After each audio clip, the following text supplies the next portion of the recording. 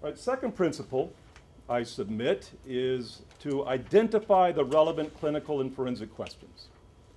Now, I think that these follow a logical order. I think until you understand how the threshold was met in the eyes of the employer, how they have come to believe that either the employee is unable to perform the essential functions effectively or unable to perform them safely, until you know that and what their basis is for believing that there's an underlying medical condition, you can't move to the second principle, which is to identify the relevant clinical and forensic questions. These, in my view, determine the scope of the examination, the kinds of data that you'll be gathering, what judgments or determinations will ultimately need to be made, what information will be disclosed and to whom, and how it will be communicated, which is usually in the form of a written referral.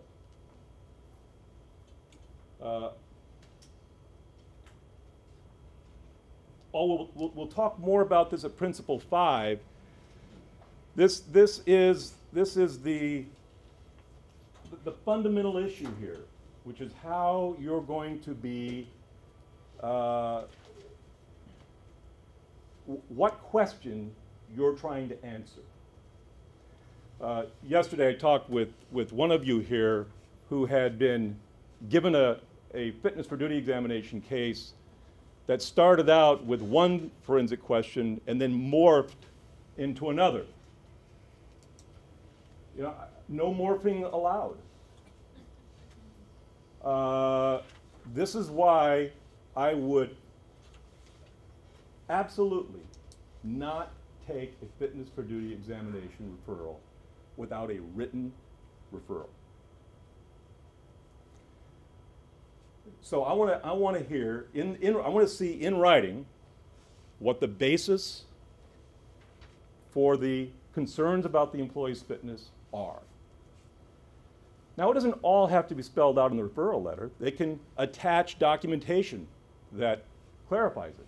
You know, the internal affairs investigation, the personnel records, the disciplinary records, the transcripts from the IA interviews, police reports. They can attach all of that, and should. But I also want a referral letter that tells me what question or questions do they want me to answer. Because that provides me the opportunity to say, I will answer 1, 2, 3, and 7, but 4, 5, and 6 are really outside of my competence.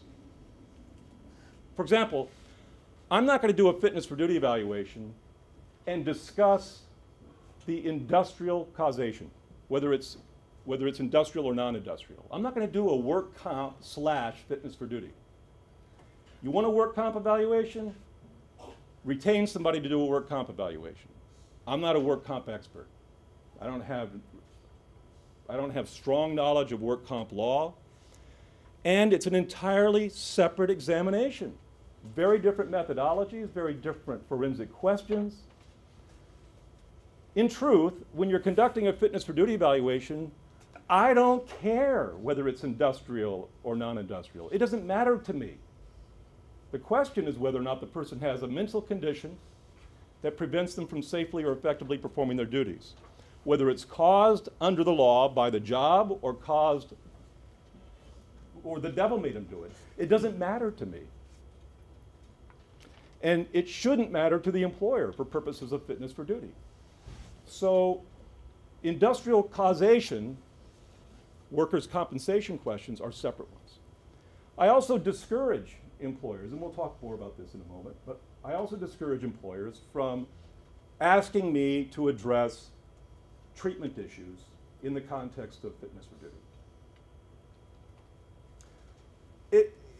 I believe, and there's a good cluster of case law to support this, that treatment issues are for the employee to arrive at in consultation with their own personal health care providers.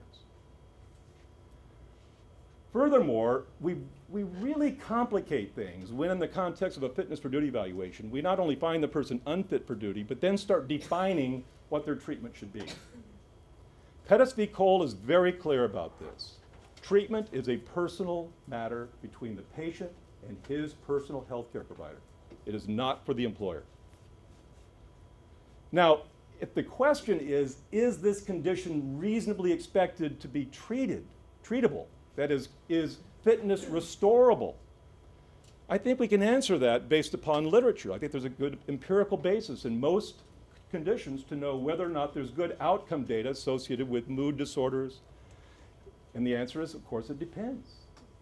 We know that we know from the literature that a person who has had 3 major depressive episodes has a 70% probability of having a 4th within a year. That's pretty high odds. So whether or not it's restorable depends upon other facts, and there's a good empirical basis for making some judgments about restoration. But I would not presume to say what the treatment should be for that person.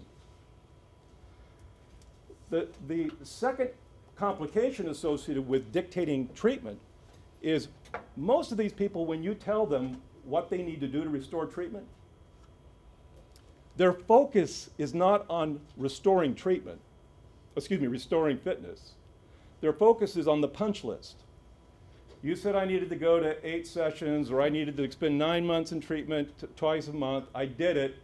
Now let me come back to work. No, what we said was you needed to resolve the issues that led you to be unfit. You needed to get well. Thought maybe this treatment would work. Obviously, in your case, I was wrong. So it becomes the punch list, and they lose sight of the objective of the punch list.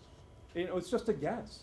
So I don't try to name that tune in 5 notes anymore. I just say, let's let that be an iterative process. Those of you who have heard Marty Mayer, the general counsel for the California Police Chiefs Association, talk about this, you've heard it said many times. What he wants from you is a conclusory statement as to whether the person's fit or unfit. I agree with Marty on that note, or on that point. Where he and I will disagree is I think that he is inadvertently maybe harming the interests of the agency, not to mention ultimately the interests of the officer, although I don't think that's a high concern for Marty. And Marty, if you're ever watching this later on, just tell him the truth, as I see it. I think the harm that results from that is that the courts tend to give more weight to clinical judgments that have, in determination about fitness, that have explanations. Conclusory statements are given the least weight. We're going to talk more about that in one of the later principles. Okay. So Dave, do you make a statement as to whether or not you see this person as possibly becoming fit with treatment as part of that? If the employer includes that question, and the question is generally in the form of whether whether fitness can be restored, whether there's a reasonable expectation for restoration of fitness within the time frame that the department would establish.